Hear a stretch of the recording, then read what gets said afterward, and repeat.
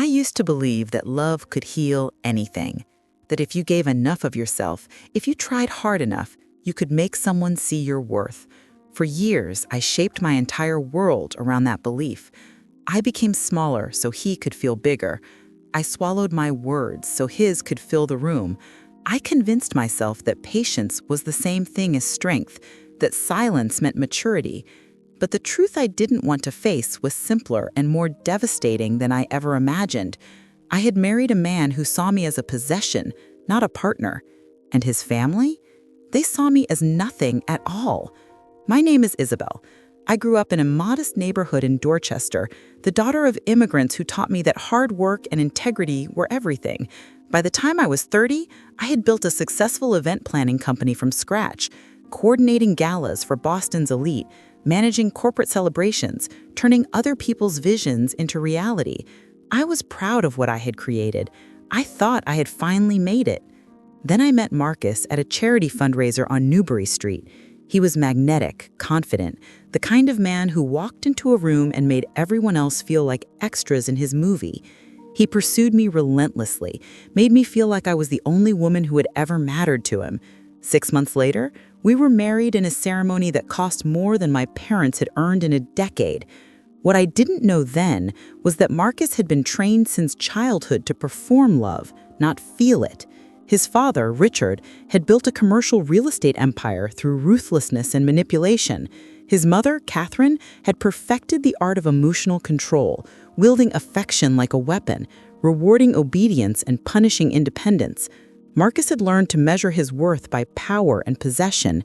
I was just another asset he needed to acquire. And I walked right into that trap, believing that my love could somehow rewrite the story his family had written for him long before I arrived. The first year of marriage, I told myself that every couple goes through adjustments. When Marcus criticized the way I dressed for his company events, I changed my wardrobe. When Catherine made passive-aggressive comments about my background during family dinners in Beacon Hill, I smiled and stayed quiet. When he started dismissing my business opinions, telling me I didn't understand real money, I convinced myself he was just stressed. I became an expert at explaining away the small cruelties, the dismissive glances, the moments when I felt invisible in my own marriage. I told myself I was being patient, that I was building something that would eventually be worth it. But cruelty has a way of growing when it's fed with silence. Marcus became bolder, more openly contemptuous. He would correct me in front of his colleagues, laugh at my ideas in business meetings, make jokes about my little event planning business, as if arranging multi-million-dollar galas was a hobby I did to keep busy. Catherine took every opportunity to remind me that I would never truly belong to their world, that the Harrington name carried a legacy I could never understand.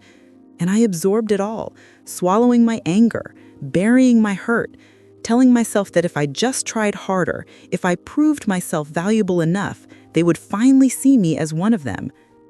I was drowning, but I had convinced myself I was learning to swim. That's what makes emotional abuse so insidious. It doesn't announce itself. It seeps in slowly, rewriting your sense of normal, convincing you that the problem is your sensitivity, your expectations, your failure to adapt. By the time I realized what was happening, I had already lost so much of myself I barely recognized the woman staring back at me in the mirror. But I wasn't completely gone. Not yet. Somewhere deep inside, a part of me was still watching, still keeping score, still waiting for the moment when enough would finally be enough. How long can you betray yourself before you forget who you were supposed to be? Marcus's childhood home in Chestnut Hill was a monument to wealth and emotional bankruptcy. I remember the first time Catherine showed me through it, pointing out the imported Italian marble, the original oil paintings, the antique furniture that had been in the Harrington family for generations. She spoke about objects with more warmth than she ever showed her own son. Richard, Marcus's father, had been a ghost even when he was alive, spending 18-hour days building his empire, measuring his children's worth by their willingness to mirror his ambition. Marcus had an older sister, Vanessa, who had escaped to California the moment she turned 18 and rarely came back. That should have told me something. Marcus grew up watching his father treat his mother with cold calculation. seeing affection doled out as reward for compliance, witnessing love weaponized into a tool of control. Richard favored Marcus over Vanessa simply because he was male, grooming him from childhood to inherit not just the business, but the entire toxic philosophy that came with it. Every dinner was a performance evaluation. Every conversation was a test. Marcus learned early that showing vulnerability was weakness, that empathy was inefficiency, that people were resources to be managed, not human beings to be valued. By the time he was 20, he had perfected his father's mask, charming in public, calculating in private, incapable of genuine connection. Catherine was no victim in this dynamic. She had made her peace with being an accessory to Richard's ambition decades ago, channeling all her frustrated intelligence into managing her son's life with the same controlling precision her husband used to run his company. She chose Marcus's schools, his friends, his activities, his values. She praised him when he dominated, corrected him when he showed kindness. She taught him that women were meant to be ornamental and useful, never equal. And when Richard died of a heart attack when Marcus was 25, Catherine didn't grieve. She simply transferred all her controlling energy onto her son, determined to finish the job Richard had started. I didn't fully understand any of this when we first married. Marcus told sanitized stories about his childhood, presenting his family as ambitious but loving, strict but supportive. He laughed off his mother's invasive questions and constant criticism as caring too much. He framed his father's emotional absence as dedication and work ethic. I wanted to believe him because the alternative was too painful, that I had married a man fundamentally shaped by cruelty, someone who had learned to perform intimacy without ever actually feeling it. But the signs were always there. The way he flinched when I reached for his hand spontaneously, the way he analyzed every interaction for advantage, the way he treated service workers with casual contempt when he thought no one important was watching. The real Marcus existed in the spaces between his performance. I caught glimpses of him when something didn't go according to his plan, when someone challenged his authority, when his control slipped even slightly. His rage was cold, never loud or dramatic, but absolutely corrosive. He would withdraw emotionally, turn silent and distant, make me feel like I had committed some unforgivable offense without ever explaining what I had done wrong. Then just when I was desperate enough to apologize for crimes I didn't commit, he would soften, act confused about why I was upset, make me feel crazy for reacting to treatment he insisted had never happened. I learned to manage his moods, to read his expressions, to anticipate his needs before he voiced them, exhausting myself trying to prevent explosions that would come anyway whenever his fragile ego felt threatened. His family had created a monster, then handed him money and power and told him he was exceptional. And I had loved him anyway, believing that somewhere underneath the damage was a good person waiting to be reached. I was wrong. Some people aren't trapped by their wounds. They become them. Marcus didn't want to be saved. He wanted to be served. And for 3 years, I had obliged, sacrificing pieces of myself on the altar of a marriage that was never designed for my happiness, only his comfort. What do you owe to someone who was taught that love is just another form of conquest? The facade of our marriage looked perfect from the outside. We lived in a renovated brownstone in Back Bay, threw dinner parties that got mentioned in Boston Magazine, attended charity galas where we smiled for cameras, and played the role of the power couple everyone admired. Marcus was brilliant at public performance. He knew exactly when to touch my shoulder affectionately, when to laugh at my jokes, when to praise my work in front of others. To our friends and colleagues, we seemed enviably happy. But inside our home, behind closed doors, I was slowly disappearing. My event planning business had been thriving when I met Marcus, but within 2 years of marriage, it had become something I barely recognized. He had insisted on helping by introducing me to his business contacts, positioning himself as my mentor and benefactor. At first, I was grateful. His connections opened doors I had spent years trying to access, but the cost became clear quickly. Every client he brought me came with strings attached. His opinions on my proposals, his corrections to my presentations, his name attached to my successes. He would sit in on my planning meetings, interrupt when he disagreed, override my decisions with a charming smile that left my clients looking to him for approval instead of me. My own company stopped feeling like mine. Catherine made sure I understood my place in the Harrington family hierarchy. She would call at odd hours, expecting me to drop everything to accommodate her schedule. She criticized everything from my interior design choices to my decision to keep working after marriage.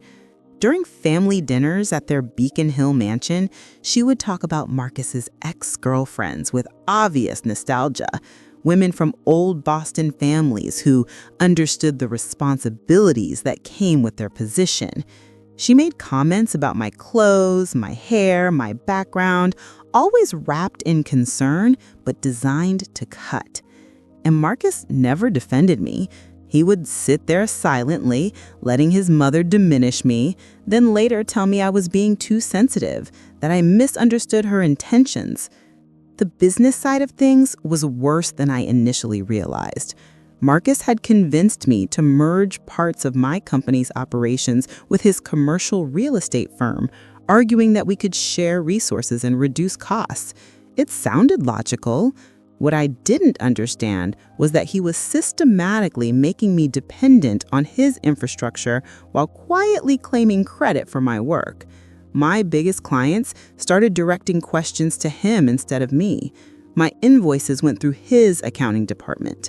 My contracts were reviewed by his lawyers, who made small changes that shifted ownership in ways I didn't fully comprehend until much later. I was being absorbed. My identity as an independent businesswoman slowly erased and replaced with the role of Marcus's wife, who had a little side business. I started having panic attacks in the middle of the night.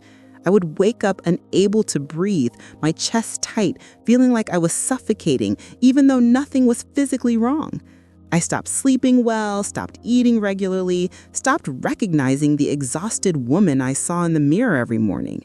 My friends noticed I had become distant, that I always had an excuse when they invited me out, that I seemed anxious and distracted when we did spend time together. A few tried to ask if everything was okay. I smiled and lied, protecting Marcus's reputation, protecting the illusion of our perfect marriage, too ashamed to admit that I had made such a catastrophic mistake. The worst part was that I had started to believe their version of reality. When Marcus told me I was being emotional, I questioned my own feelings. When Catherine suggested that I was ungrateful for all the opportunities the family had given me, I felt guilty for my resentment. When colleagues deferred to Marcus's opinion over mine, I wondered if maybe he really did understand business better than I did. They were rewriting my story, and I was letting them do it. Too tired and confused and isolated to fight back. I had become a supporting character in my own life, existing only to make Marcus look good, to make Catherine feel superior, to serve a family that saw me as nothing more than a useful accessory to their legacy. How do you find yourself again when you've spent years becoming exactly what someone else wanted? Everything changed in Rome. Catherine had decided to celebrate her 65th birthday with a week-long trip to Italy, and of course we were expected to attend. Marcus presented it as non-negotiable, one of those family obligations I needed to accept if I wanted to be part of the Harringtons. I was exhausted, drowning in work, barely holding myself together, but I agreed because saying no to Catherine was never really an option. She had rented a luxury villa in Trastevere, planned elaborate dinners at Michelin-starred restaurants, organized private tours of museums and historic sites. It was meant to be spectacular. Instead, It became the week that destroyed my marriage and saved my life. The first few days followed the usual pattern. Catherine dominated every conversation, turning what should have been a celebration into a performance of her cultural sophistication. She spoke about Italian art and architecture with the confidence of someone who had taken expensive classes but never truly understood that beauty requires vulnerability, not just knowledge. Marcus was constantly on his phone, distracted by business back in Boston, barely present even when we were standing in front of the Sistine Chapel. I played my role, smiled at the right moments, asked appropriate questions, pretended I was enjoying myself while feeling completely hollow inside.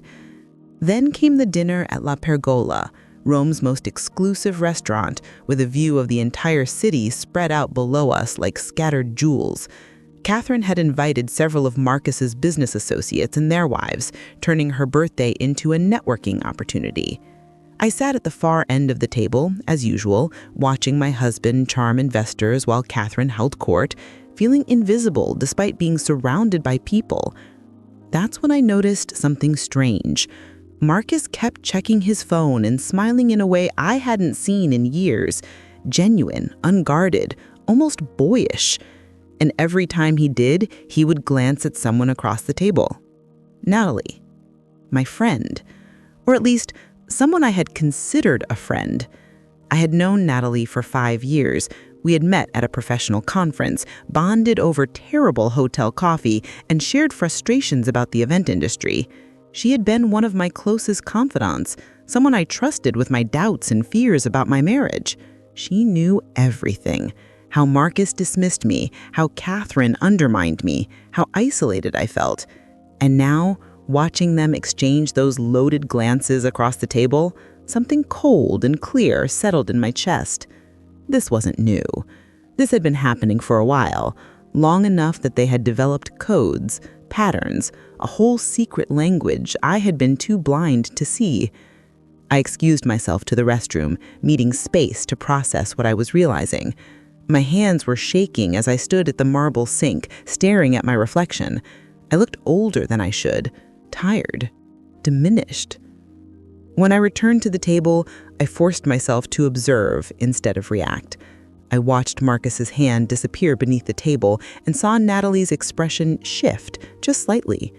I noticed how Catherine smiled approvingly at Natalie while continuing to criticize me. I saw the whole architecture of my betrayal laid out in glances and gestures and careful choreography. They weren't even trying that hard to hide it. They simply didn't respect me enough to think I would notice. That night, unable to sleep, I did something I had never done before. I went through Marcus's phone while he showered. My hands trembled as I scrolled through messages that confirmed everything. Months of explicit texts with Natalie, planning sessions about how to push me out of the business, conversations with his mother about annulling the marriage once they had secured my client contracts. Catherine knew. She had encouraged it. They were all working together, treating my life like a business problem to be efficiently solved. The cruelty was so casual, so calculated, that I almost couldn't process it. These people had looked me in the eye day after day while systematically destroying me behind my back. But something unexpected happened as I sat there in that Roman hotel room, evidence of my husband's betrayal gloaming on the screen in my hands. Instead of falling apart, instead of confronting him in a tearful scene that would give them exactly what they expected, an emotional woman making a scene, I felt something else entirely. Clarity. Cold, crystalline clarity. They had underestimated me completely. They saw me as weak, as easily manipulated, as someone who would eventually just accept whatever role they assigned me. They were wrong, and I was going to make sure they understood exactly how wrong they had been. Can you ever truly forgive people who planned your destruction while smiling to your face? I spent the next 3 days in Rome playing the most important role of my life. I was the devoted wife, the gracious daughter-in-law, the pleasant companion who asked no difficult questions and caused no disruptions. I laughed at Marcus's jokes, complimented Catherine on her taste, even made pleasant conversation with Natalie over breakfast, all while my mind worked through the implications of everything I had discovered. They thought they knew me. They had no idea who I actually was when I stopped performing for their approval. Every moment alone, I was documenting. I photographed text messages on Marcus's phone when he left it unattended. I recorded conversations using a voice memo app on my phone tucked in my purse during family dinners. I took note of every mention of business dealings, every casual reference to contracts and agreements, every piece of the puzzle that would eventually reveal the full scope of what the Harringtons had been doing. Marcus and Catherine spoke freely around me because they genuinely believed I was too insignificant to be a threat. That assumption was about to cost them everything. I discovered that the business entanglement was worse than I had realized. Marcus hadn't just merged parts of my company with his. He had been systematically stealing my clients, redirecting my contracts, and funneling my revenue into his own accounts while paying me what amounted to an allowance from my own earnings. His lawyers had buried clauses in agreements I had signed without reading carefully, documents he had presented as routine paperwork that actually transferred ownership of my intellectual property, my client relationships, my entire professional reputation. He was planning to push me out completely, keep the business I had built, and leave me with nothing. But that wasn't all. As I dug deeper, reviewing documents I found in Marcus's laptop while he was at a business meeting, I discovered evidence of financial fraud within the Harrington commercial real estate empire. They were misrepresenting property values to investors, manipulating contracts, hiding losses through elaborate accounting schemes. Richard had apparently started these practices years ago, and Marcus had continued them after his father's death. Catherine knew. She had helped cover it up. The family's sterling reputation, their position in Boston's elite society, their entire carefully constructed image was built on a foundation of lies and illegal activity. The affair with Natalie was almost trivial compared to the financial crimes, but it was the betrayal that hurt most personally. Reading through their messages, I saw how Marcus had described me: pathetic, needy, boring. He mocked the way I tried to please him, laughed about my efforts to win Catherine's approval, treated our marriage like an inconvenient obligation he would soon be free of. Natalie had participated enthusiastically, calling me naive and suggesting I was too unsophisticated for the Harrington world. They had been laughing at me for months, maybe longer, while I exhausted myself trying to be good enough for them. But the most damning discovery came on our last night in Rome. Catherine was hosting a private dinner at the villa, just family and Natalie. I overheard her and Marcus talking on the terrace, their voices carrying through the open window. Catherine was advising Marcus on the timeline for the divorce, suggesting he wait until after a major business deal closed so I couldn't claim any portion of it. She mentioned that the annulment strategy wouldn't work because we had been married too long, so they would need to be strategic about asset protection. Then she said something that made my blood run cold. We'll need to be careful about her mental state. If she makes this difficult, we can always suggest she's unstable. No one would be surprised given how emotional she's been lately. They were going to gaslight me, destroy my credibility, paint me as an unstable woman having a breakdown. They had been laying that groundwork for months with their comments about my sensitivity, my overreactions, my failure to understand their intentions. If I fought back against the divorce, against the theft of my business, they would destroy my reputation so thoroughly that no one would believe me. It was elegant, really. Cruel and calculated and absolutely ruthless. They had thought of everything, except one thing. They had underestimated what happens when you back someone into a corner and leave them with nothing left to lose. I returned to Boston with a smile on my face and a plan in my mind. I hired a lawyer. Not one from Marcus's network, but someone who had built a reputation fighting exactly the kind of powerful families who thought they were untouchable. I gave her everything I had gathered: the financial documents, the recorded conversations, the text messages, the evidence of fraud and manipulation. She looked at me with something like admiration and said, "This is enough to bury them." I nodded. That was exactly the point. What does justice look like when the whole system was designed to protect the people who hurt you? If you're enjoying this story, don't forget to subscribe and turn on notifications. That way, you won't miss the next chapter of life, love, and redemption. The next month back in Boston was the most difficult performance of my life. I had to pretend everything was normal while secretly preparing for war. Marcus had no idea I knew about Natalie, about the business fraud, about any of it. He continued treating me with casual contempt, and I let him, smiling through dinners where he criticized my work, nodding through Catherine's passive-aggressive comments, playing the role of the oblivious wife who would be easy to discard when the time came. Every moment of submission was strategic now. Every act of compliance was gathering intelligence. Every smile was a weapon I was sharpening for the moment I would finally strike. My lawyer, Jennifer Chen, was brilliant. She had built her career taking on powerful men who abused their wealth and position, and she approached my case with the focused intensity of someone who had been waiting for exactly this kind of challenge. We met in her office in Cambridge, far from Marcus's network, planning our strategy with the precision of generals preparing for battle. She helped me understand exactly what I had: evidence of wire fraud, tax evasion, investor manipulation, breach of fiduciary duty. The Harringtons hadn't just wronged me personally, they had committed federal crimes, and I had documented everything. The first step was securing my own finances.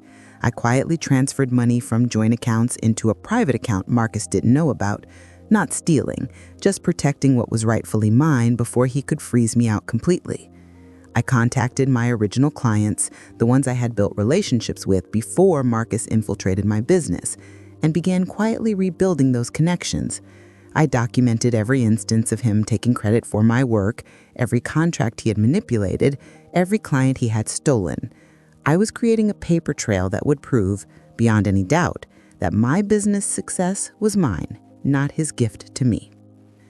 Catherine invited me to lunch at her club on Beacon Hill, one of those exclusive places where old Boston money gathered to congratulate themselves on their good breeding. She was particularly vicious that day, suggesting that perhaps I should consider stepping back from work to focus on supporting Marcus's career and preparing for the possibility of children. It was almost funny how she talked about my future, as if I would have any say in it, as if I was just a vessel for carrying on the Harrington legacy. I smiled and said I would think about it, all while recording every word on my phone hidden in my purse. She had no idea she was providing evidence of a conspiracy to push me out of my own company. Marcus announced that we would be hosting a major dinner party at our home in 2 weeks. Investors, business associates, family, friends, all the people who mattered in his world. It was meant to be a celebration of a new development deal he had just closed, another triumph for the Harrington empire. He barely consulted me on the planning, just told me to arrange something impressive. Catherine immediately inserted herself into the preparations, criticizing my every choice, making it clear that even in my own home, I had no real authority. I let her take over, knowing that this would be her last performance, the final act before the curtain fell on the Harrington family theater. Natalie called me a few days before the party, her voice warm and concerned, asking if I needed help with the preparations. The audacity of it stunned me. She was sleeping with my husband, helping his family destroy my business, and still playing the role of my caring friend. I told her I would love her help, suggested she come early the day of the party. She agreed immediately, probably seeing it as another opportunity to laugh at me with Marcus behind my back. I wondered if she had any idea what was coming. I wondered if any of them did. The night before the party, I couldn't sleep. I kept thinking about the woman I had been 3 years ago when I married Marcus, confident, independent, proud of what I had built. I thought about how systematically they had tried to erase her, to replace her with a diminished version who existed only to serve their needs. They had almost succeeded, but not quite. Because even at my lowest point, even when I believed their version of reality, some part of me had been watching and waiting and refusing to disappear completely. That part of me was about to take back everything they had tried to steal. How much of yourself can you surrender before you realize you've lost the most important battle of all? The dinner party was flawless, exactly the kind of event that had made my reputation in the Boston event planning world. Crystal chandeliers, imported wines, a menu designed by a chef from one of the city's most prestigious restaurants. Catherine had invited 30 people, a carefully curated mix of Marcus's business associates, family friends, and social climbers desperate for access to the Harrington inner circle. They arrived in expensive cars, wearing designer clothes, ready to spend an evening congratulating themselves on their proximity to power and wealth. They had no idea they were attending a funeral. Marcus was in his element, charming and confident, moving through the room with the ease of someone who had never doubted his right to dominate any space he entered. Catherine held court in the living room, surrounded by women who laughed too hard at her mediocre jokes and men who deferred to her opinions on art and culture. Natalie arrived early, as planned, helping me with last-minute details while Marcus watched us both with barely concealed satisfaction. He probably enjoyed having his wife and his mistress in the same room, both of them catering to his needs, both of them foolish enough to think they understood the game he was playing. Dinner was served at 8. Everyone seated at the long mahogany table I had purchased with money from my own business, but that Marcus had somehow started calling ours. He stood at the head of the table, glass raised, preparing to make a toast about his latest business triumph. This was his moment, his spotlight, his opportunity to bask in admiration and cement his position as Boston's rising commercial real estate mogul. I watched him smile, confident and completely unaware that his perfect evening was about to detonate. "Before Marcus speaks," I said, my voice calm and clear, cutting through the polite murmur of conversation, "I have something I'd like to share with everyone." The room went silent. Marcus's smile froze, confusion flickering across his face. Catherine's expression turned sharp, predatory, probably thinking I was about to embarrass myself with some emotional outburst she could later dismiss as instability. Natalie was nervous, glancing between Marcus and me. None of them understood yet, but they were about to. I stood, holding a folder of documents I had kept beside my chair. Many of you know me as Marcus's wife, the woman who does event planning while her husband does the real business work. Some of you probably think I'm here tonight because I married well, because I got lucky, because without the Harrington name, I would be nothing. I paused, looking around the table at faces ranging from confused to uncomfortable. I'm here tonight to correct that misunderstanding. I opened the folder and began distributing copies of documents to the guests. Financial records showing Marcus's fraudulent business practices. Contracts revealing how he had stolen my clients and my company. Text messages between him and Natalie discussing their affair and the plan to push me out. Recorded conversations with Catherine plotting my financial destruction. I had prepared packets for everyone, organized and highlighted, impossible to dismiss or ignore. Marcus has been running a commercial real estate scheme that defrauds investors, manipulates property values, and violates federal securities law. His mother, Catherine, has been helping him cover it up. They've also been systematically stealing my business while planning to divorce me and leave me with nothing. I spoke calmly, without emotion, just presenting facts. Oh, and he's been having an affair with my friend Natalie for the past 8 months. That part is more personally painful than legally relevant, but I thought it should be included for completeness. The room erupted. Some guests immediately stood, grabbing their things, wanting no association with what I was revealing. Others started reading the documents with growing horror. Marcus was on his feet, his face red, trying to speak but unable to form coherent words. Catherine looked like she had been struck, her carefully maintained composure cracking. Natalie was crying, trying to leave, but blocked by other guests who were demanding explanations. "This party is over," I said simply. "I've already filed for divorce.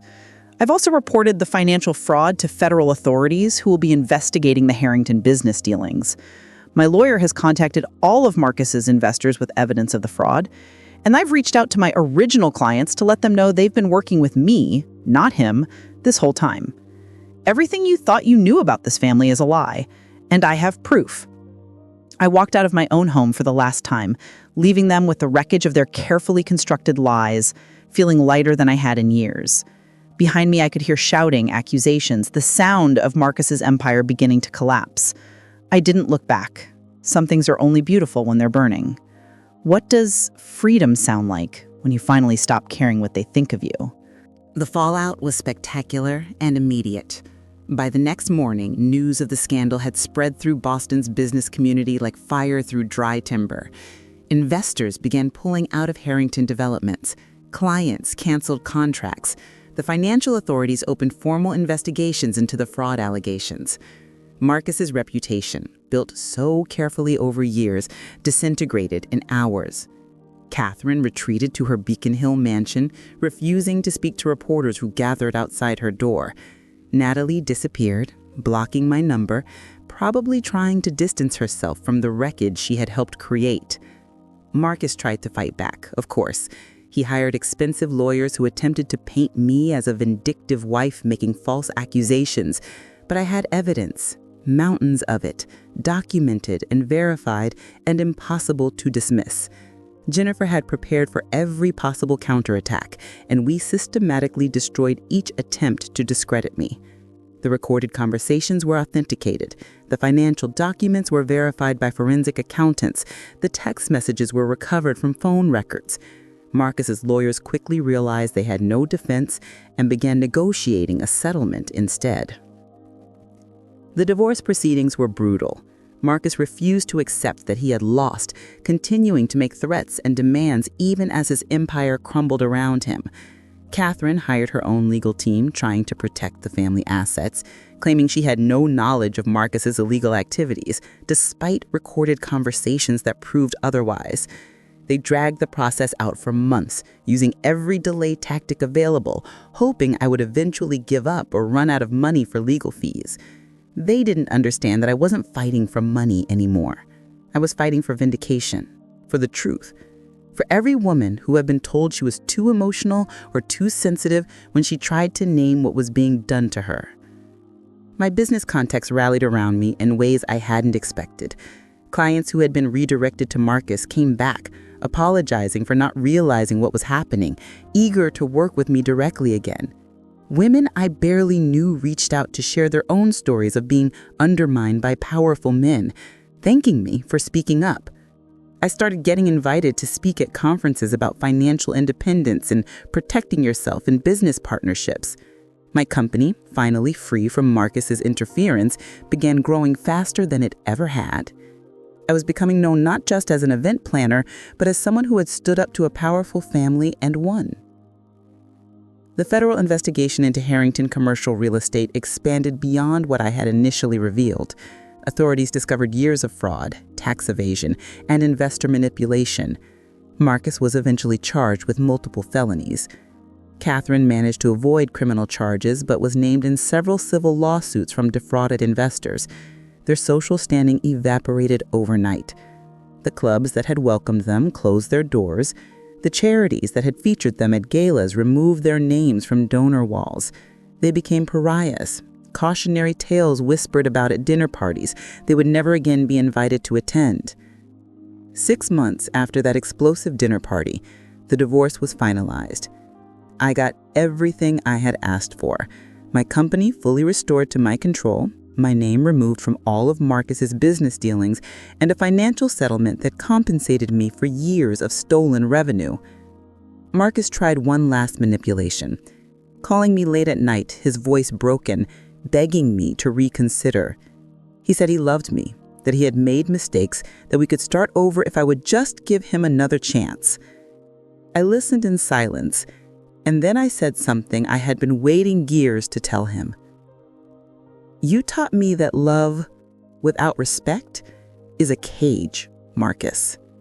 For 3 years, I lived in that cage, making myself smaller so you could feel bigger, silencing myself so your voice could dominate, sacrificing who I was so you could maintain your illusion of superiority. You and your family tried to destroy me. You almost succeeded. But I learned something important from you, something you never intended to teach me. I learned that silence and intelligence can be more powerful than rage, that patience can be a weapon, that the people who underestimate you give you the greatest advantage. You thought I was weak. You were wrong, and that mistake cost you everything. I hung up the phone and blocked his number. I never spoke to Marcus Harrington again. How do you measure the value of freedom when you finally learned what you're worth? A year after the divorce, I stood in my new office in Cambridge, looking out over the Charles River, trying to recognize the person I had become. My event planning company had evolved into something more, a consulting firm that helped women protect themselves in business and personal relationships, offering legal resources, financial planning, and strategic advice to those trapped in situations similar to what I had experienced. I called it Liberation Strategies, and the name was intentional. I wanted women to understand that leaving abusive situations required more than courage. It required planning, documentation, and strategic action. The first woman I helped was named Sophia. She had been married to a venture capitalist who controlled every aspect of her life, monitoring her spending, isolating her from friends, gaslighting her into believing she was incapable of independence. She came to my office scared and ashamed, apologizing for taking up my time, convinced she was being dramatic about treatment that wasn't that bad. I recognized every word, every gesture, every apology. I had spoken the same language once. I taught her what I had learned: how to document abuse, how to secure finances secretly, how to build a support network without alerting her abuser, how to plan an exit strategy that protected her safety and her future. The second woman was a business owner whose partner had been slowly stealing her company while maintaining a facade of support. The third was a young lawyer trapped in a prestigious firm where sexual harassment was treated as the price of advancement. The fourth was a grandmother whose adult children were financially exploiting her while claiming they were helping. Each story was different, but the pattern was always the same. Someone with power using that power to diminish someone else, counting on silence and shame to keep the abuse hidden. I started speaking publicly about my experience, not because I enjoyed reliving the pain, but because I understood that testimony matters. Every time I told my story, women approached me afterward with their own experiences of being manipulated, controlled, diminished. Some of them had never told anyone before. Some of them cried with relief at finally being believed. All of them deserved better than what they had been given. And many of them just needed someone to show them that escape was possible, that they could survive the battle and rebuild on the other side. Marcus continued to spiral. The criminal charges meant he spent considerable time and money on legal defense, depleting what remained of the Harrington fortune. Several of his business ventures collapsed completely. Natalie had left him when he stopped being useful, proving what I had always suspected, that she had been attracted to his power and status, not to him as a person. Catherine refused to speak to him, blaming him for destroying the family reputation. The isolation he had once weaponized against me had become his own reality. Sometimes I felt bad about that. Mostly, I didn't. I went to therapy. Something I should have done years earlier. I needed to understand how I had allowed myself to become so diminished, why I had ignored warning signs, what made me vulnerable to Marcus's manipulation. My therapist helped me see that loving someone who hurts you doesn't make you weak. It makes you human. The mistake isn't in loving. The mistake is in staying once you understand that love alone won't fix what's broken. I had stayed too long, but I had also left, and that act of leaving had saved my life. I started dating again, slowly and cautiously. I learned to recognize green flags, not just red ones. I learned that healthy relationships don't require constant self-sacrifice, that good partners don't need to diminish you to feel secure, that love should expand your world, not shrink it. I went on dates that went nowhere, and a few that went somewhere promising. I learned to trust my instincts again, to honor my boundaries, to walk away when something felt wrong without needing to justify that decision to anyone. My parents had watched my marriage with growing concern, too polite to say anything directly, but clearly worried. After the divorce, my mother told me that she had been praying for years that I would find the strength to leave. She said she recognized the exhaustion in my eyes, the way I had stopped talking about my own dreams, how I had become a supporting character in someone else's story. She was proud of me now, she said, not because I had destroyed Marcus, but because I had saved myself. That mattered more than any professional success or public vindication. On the 1-year anniversary of that dinner party, I treated myself to dinner at Top of the Hub, sitting alone at a table overlooking Boston at night. I thought about the woman I had been when I married Marcus. Ambitious, hopeful, convinced that hard work and love could overcome any obstacle.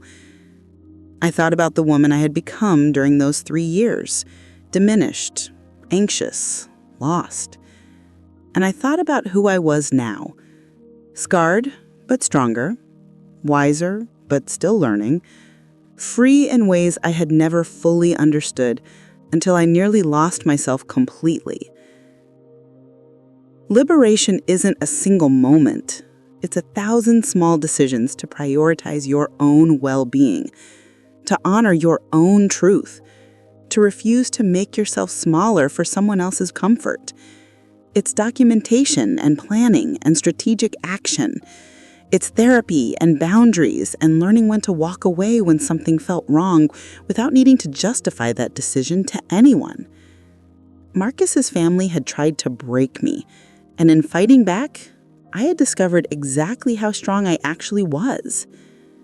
I ordered dessert and raised my glass to the reflection of the woman in the window.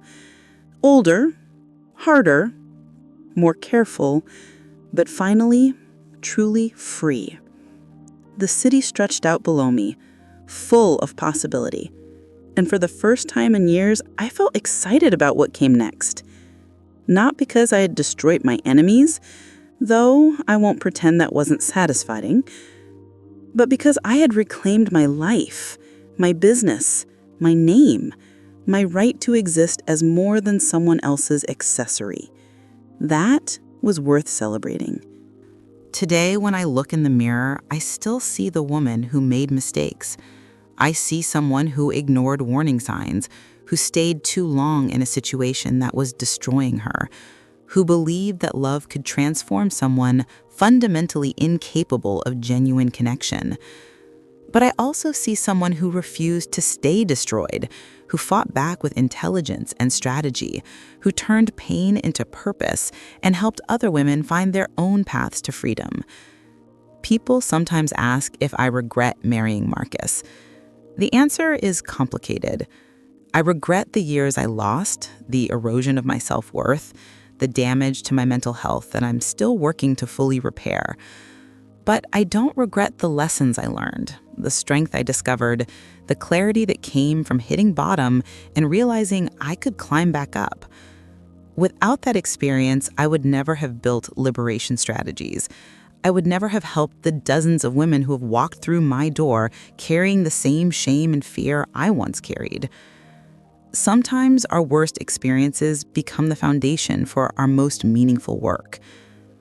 Marcus exists somewhere in my past, a cautionary tale about what happens when you mistake performance for authenticity, when you confuse control with love.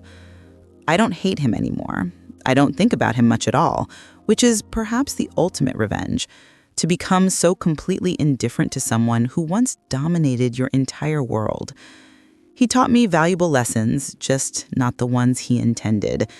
He taught me that I am strong enough to survive betrayal, smart enough to outmaneuver people who underestimate me, and resilient enough to rebuild from nothing.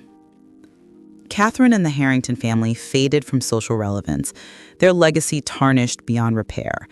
The investigation into their business practices revealed decades of fraud and corruption, ensuring that their carefully constructed reputation would never recover. I occasionally see Catherine at public events, usually alone, diminished in ways that have nothing to do with age and everything to do with losing the power she once wielded so cruelly. We don't acknowledge each other. There's nothing left to say. My work with liberation strategies has become the most fulfilling part of my life. Every woman I help represents a small victory against the systems that try to keep women silent and powerless. I've developed workshops on financial literacy, legal self-protection, and psychological recovery from abuse. I've partnered with lawyers, therapists, and financial advisors who understand that leaving an abusive situation requires a team approach. I've watched women transform from scared and broken to confident and free, and that transformation never stops being beautiful to witness. I've learned that redemption isn't about becoming who you were before trauma. It's about integrating what happened to you into a stronger, wiser version of yourself. I'm not the same person I was before Marcus.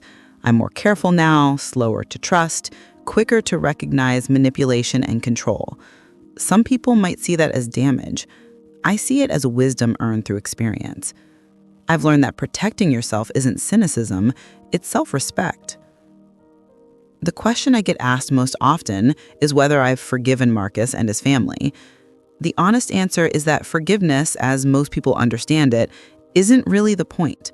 I don't carry active anger anymore, which I suppose is a kind of forgiveness, but I also haven't forgotten what they did, what they intended to do, who they revealed themselves to be when they thought I was powerless to fight back. Forgiveness without accountability is just allowing abuse to continue. I've moved on. I've built a good life. That doesn't mean I've absolved them of responsibility for their choices.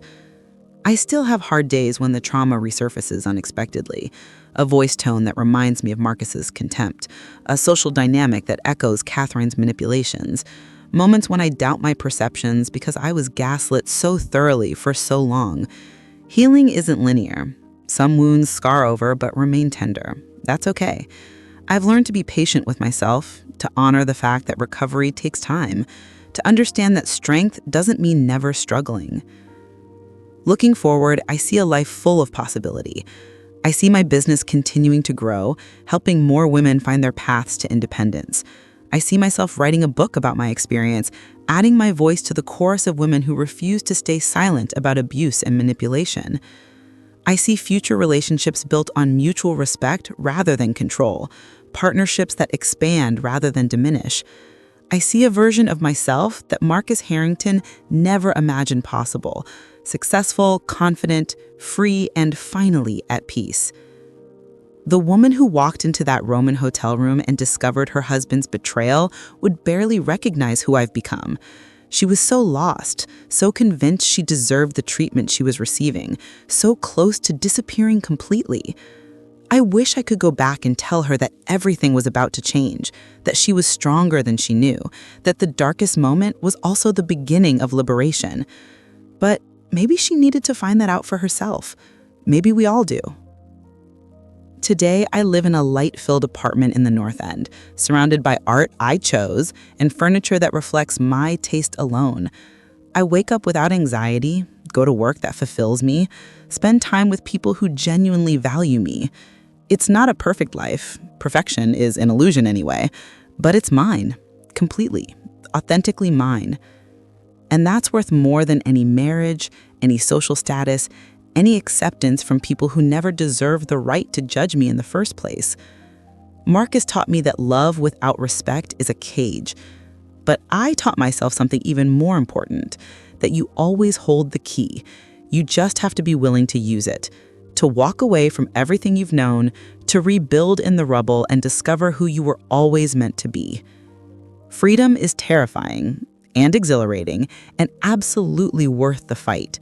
And every woman who finds the courage to leave, to fight back, to reclaim her life, proves that truth over and over again. Sometimes the greatest act of love is the one you give yourself, the love that says you deserve better, that you are worth fighting for, that you will not disappear just because someone else wants you to. That's the love I finally learned, and it changed everything. If this story touched your heart and you'd like to support this work, consider buying me a coffee on Ko-fi. Every small gesture helps bring more stories like this one to life. Thank you for listening, and remember, your kindness makes stories possible.